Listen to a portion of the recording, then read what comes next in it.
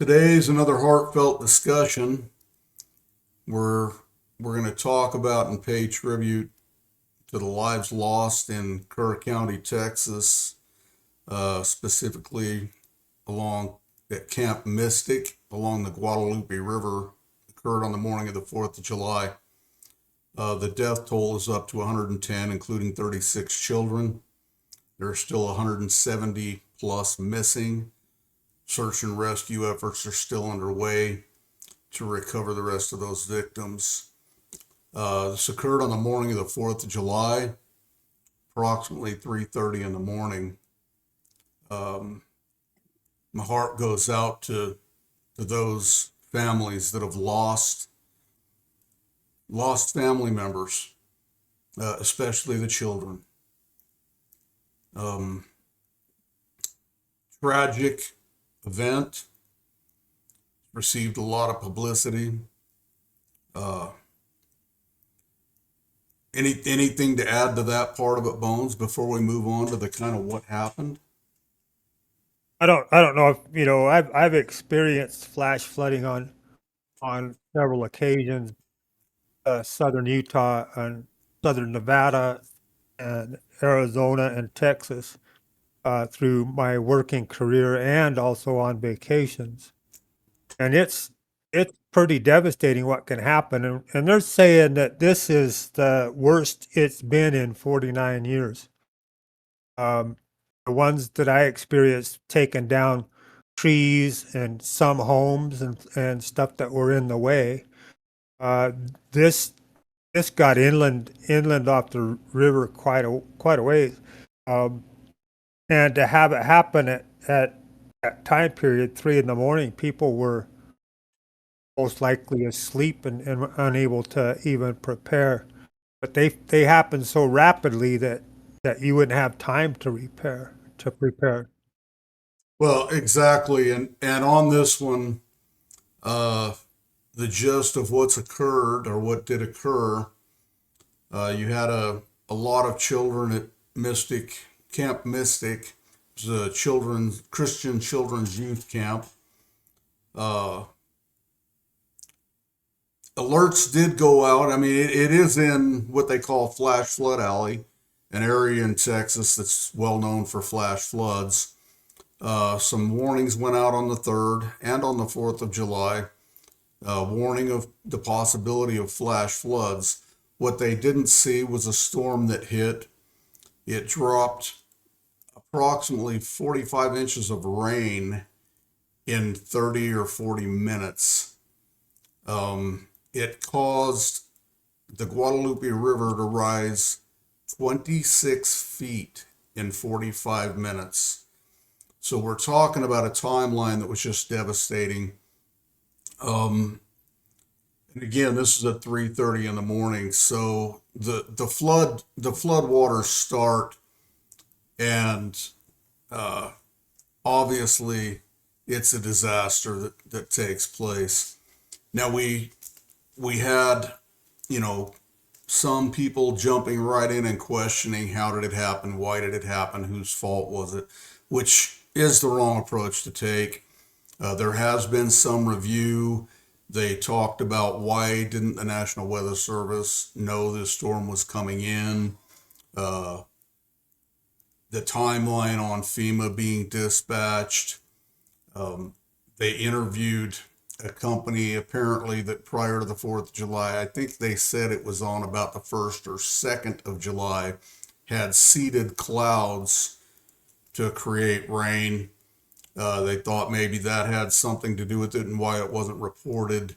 The interviews with that gentleman, he was the expert in the field. He stated he seeded two clouds. Those would have dissipated long before this event occurred, so it actually had nothing to do with the storm.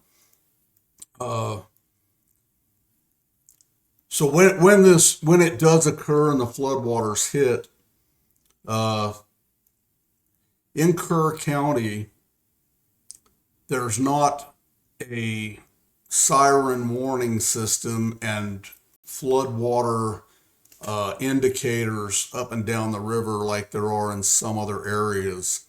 Apparently, this was an issue that was addressed clear back in 2015, and at that time, Kerr County decided they didn't have the funds to put that system in, and that they would rely on the system they did have.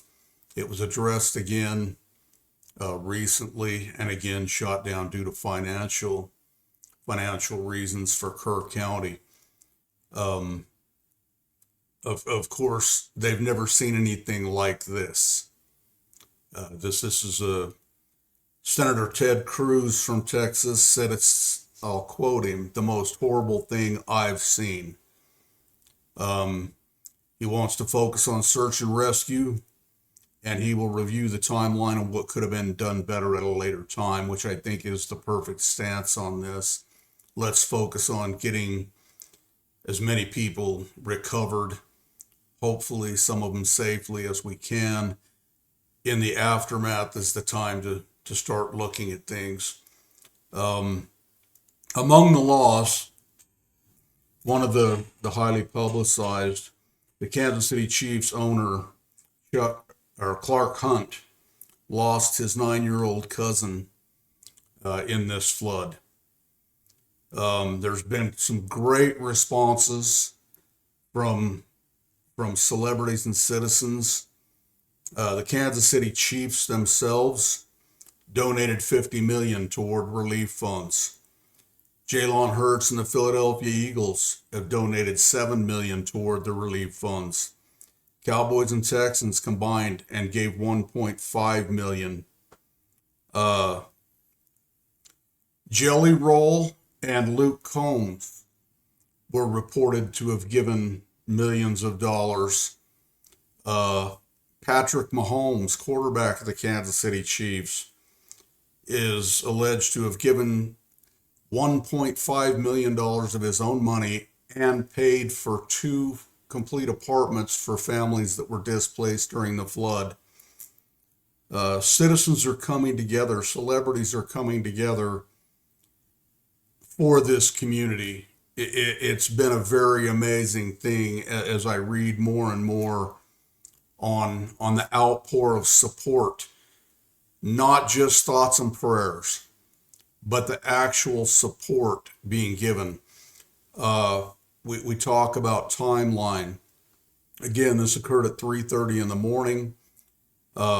President Trump was alerted, and within 1 hour had contacted FEMA. He had contacted agencies that needed to be involved, and within 1 hour of the incident occurring and being alerted, there were Black Hawk helicopters and search and rescue troops on the ground.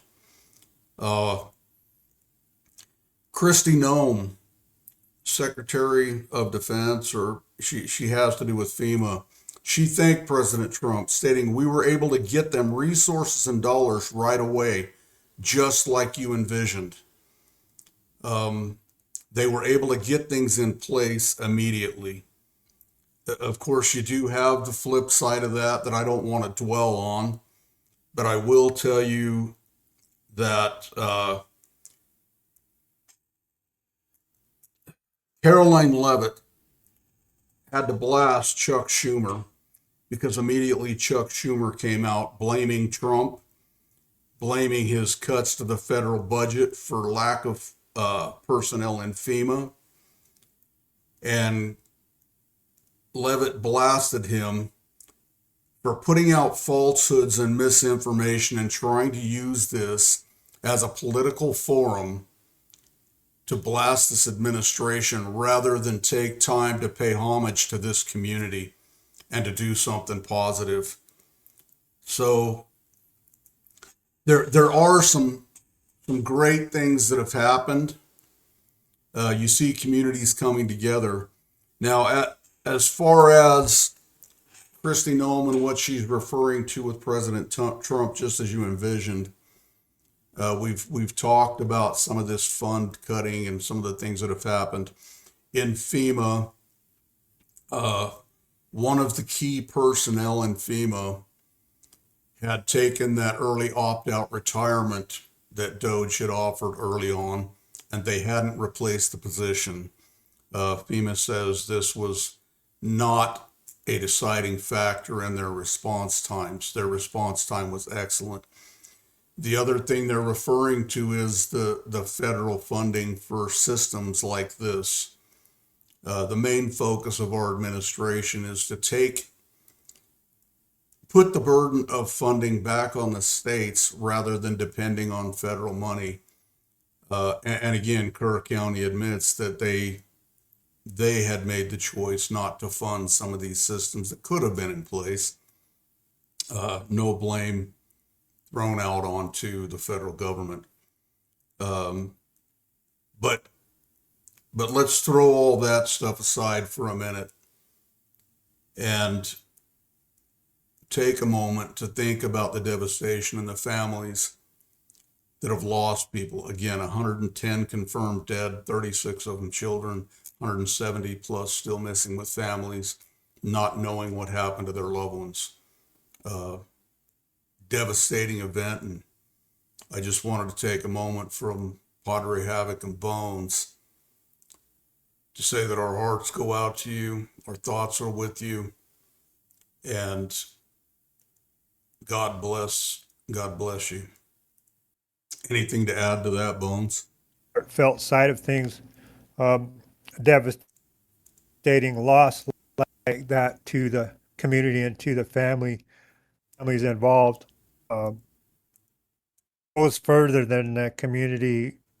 There's people out there that care, and that's being shown by the money that's being donated by people that can afford it. You know, Mm-hmm. some probably giving until it hurts. Um, and I wanted to say, with weather conditions, um, unpredictable weather conditions, that the tornadoes, the hurricanes, everything can shift in a moment's notice. Even if they had pre-warning of the flash flood, if the rains hit that fast and that hard, there's not a whole lot that can be done as far as preparations go. But blame who you will, but you just can't control nature. Well, the bottom line comes out, and you've said it there. Those that are affected, those that are grieving, those that are in charge in that area, they're calling it. It was nothing but an act of God. It was there was nothing that could have been done one way or the other. 3:30 in the morning, if sirens would have gone off, that flood hit so fast that how would you have gotten anybody out of there anyway? It just wasn't going to happen. It's a very sad time.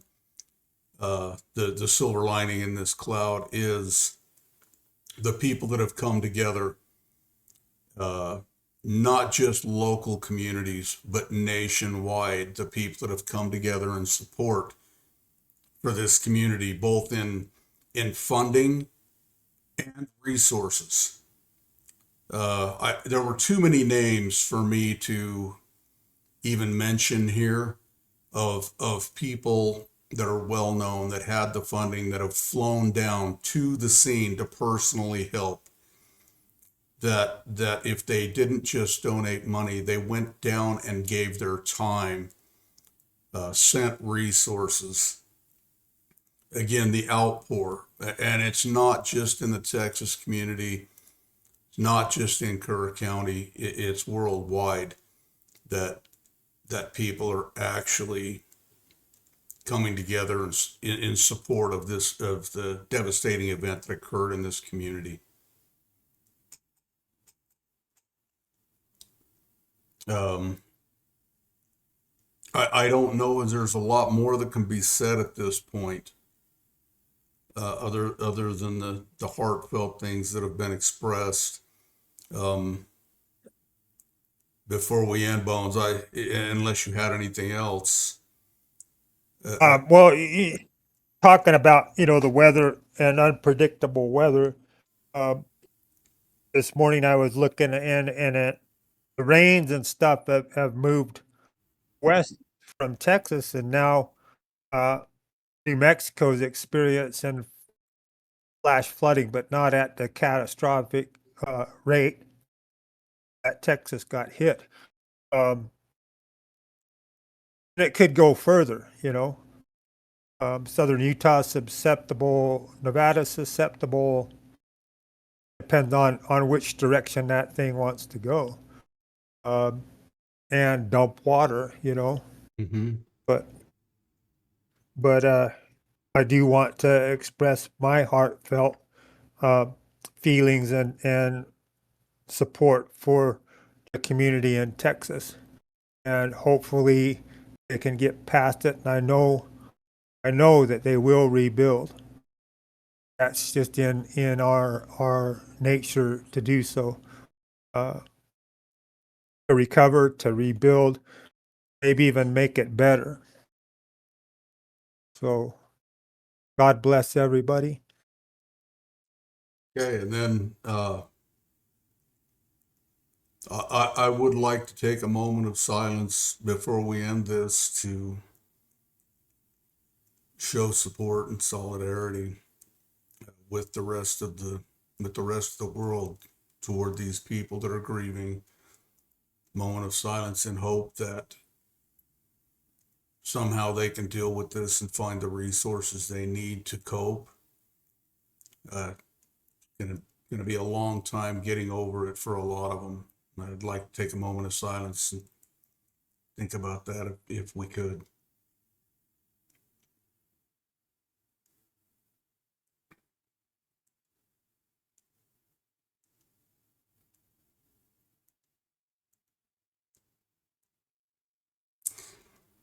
Thank you, Bones.